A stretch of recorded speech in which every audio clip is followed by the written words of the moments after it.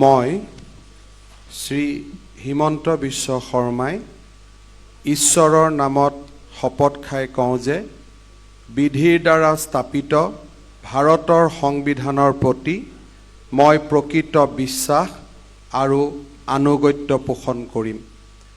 মই ভাৰতৰ সাৰ্বভৌমত্ব আৰু অখণ্ডতা ৰক্ষা কৰিম।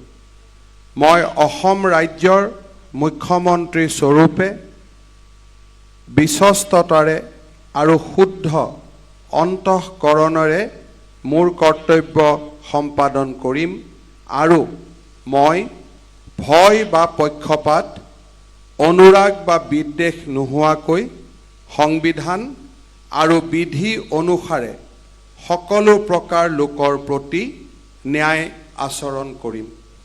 মই শ্ৰী হিমন্ত বিশ্ব শৰ্মাই ঈশ্বৰৰ নামত শপত খাই কওঁ যে অসম ৰাজ্যৰ মুখ্যমন্ত্ৰী স্বৰূপে মোৰ কৰ্তব্যৰ যথাযথ সম্পাদনত আৱশ্যক হোৱাৰ বাহিৰে মই এনে বিষয় যি মোৰ বিবেচনাৰ কাৰণে অনা হ'ব বা অসম ৰাজ্যৰ মুখ্যমন্ত্ৰী স্বৰূপে মোৰ জ্ঞাত হ'ব কোনো ব্যক্তি বা ব্যক্তিসমূহৰ ওচৰত প্ৰত্যক্ষ বা পৰোক্ষভাৱে জ্ঞাপন বা প্ৰকাশ নকৰিম।